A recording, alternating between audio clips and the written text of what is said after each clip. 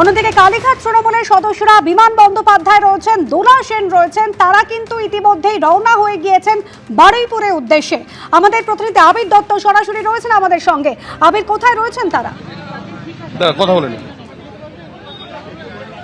দেখো, এই মুহূর্তে আমরা যেটা দেখছি যে সূর্যপুর অঞ্চল, সেখানে কিন্তু এসে পৌঁছেছেন বিমান বন্দ্যোপাধ্যায়। তিনি গাড়িতে রয়েছেন, আমরা দোলা সেনকে দেখছি এবং তারা ইতিমধ্যে বারুইপুরে এসে পৌঁছেছেন। কালীঘাট তৃণমূলের তরফ থেকে এই যে প্রতিনিধি দল তারা এসছেন এবং তারা নির্যাতিতার পরিবারের সদস্যদের সঙ্গে কথা বলবেন। প্রতিমা মণ্ডলকেও আমরা দেখছি। দিদি, কোথায় যাবেন? কোর্টে যাই, গিয়ে তারপর যদি 4 বলে তাহলে 2 এমপি 2 এমএলএ একটা গাড়িতে উঠে পড়বো। বাবা, যাবো না, ওরা আটকাক না, তাহলে গাড়িগুলো এখানে রেখে দাও। তখন সবাই দাঁড়িয়ে যাবো, 2 এমপি 2 এমএলএ একটা গাড়িতে সবাই যায়। আমরা সবাই মিলে যাই। সবাই কেন যাবেন? এটা কেসকে কি যাবো আমরা? হ্যাঁ, অবশ্যই অবশ্যই।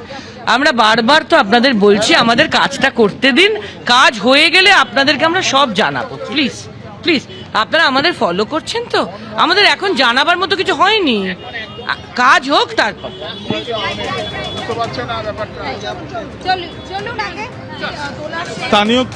স্থানীয় কিছু দেখতে পাচ্ছেন বিমান বন্দ্যোপাধ্যায়, দোলা সেন, প্রতিমা মণ্ডল তারা যাচ্ছেন, সূর্যপুরের কাছাকাছি রয়েছেন, আর কিছুক্ষণের মধ্যে বারুইপুরে পৌঁছে যাবেন। আর ইতিমধ্যে আপনারা জানেন যে বারুইপুর, নরেন্দ্রপুর এবং সোনারপুর থানা এলাকায় বিএনএস এর 163 নম্বর ধারা জারি হয়েছে।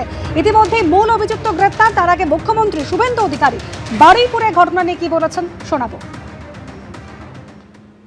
জঘন্যতম ঘটনা, সিট গঠন হয়েছে। পরিবারের পক্ষ থেকে 4 জনের বিরুদ্ধে অভিযোগ দেওয়া হয়েছিল, 2 জনকে গ্রেপ্তার করা হয়েছে, 3 জনকে ডিটেন্ট করা হয়েছে, যাদের সঙ্গে পলাতক 2 আসামির ফোনে কথোপকথন পেয়েছে পুলিশ। পুরো আইজির নেতৃত্বে পুলিশ, এসটিএফ সবাই কাজ করছেন।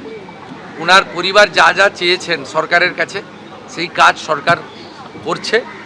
আমি আশা করি যে তদন্তের মাঝপথে আমার না বলাই ভালো, কিন্তু এটুকু আমি বলে দিচ্ছি, পরিবার যেভাবে জাস্টিস চেয়েছেন, পরিবার সরকার এবং পুলিশের কাছ থেকে যে যে সহযোগিতা চেয়েছেন সেটা তারা পাবেন। মোট 4টি মামলা হয়েছে। একটি এই জঘন্যতম অপরাধের মামলা ছাড়া আরও 3টি মামলা হয়েছে। সম্ভবত আমি এখনই বলবো না, আমি কাউকে ক্লিয়ারেন্স দিতে চাই না, পুলিশ বলবে।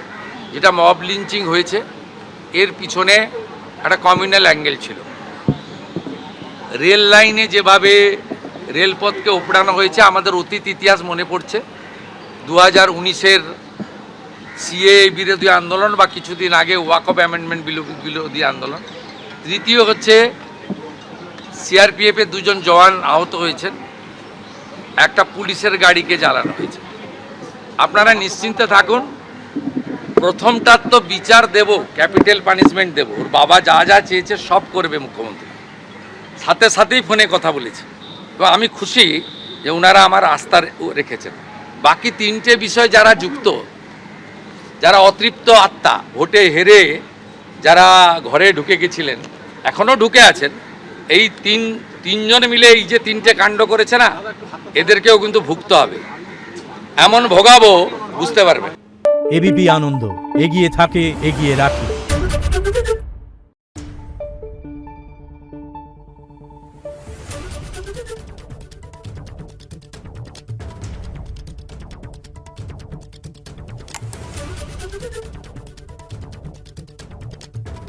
Thank you.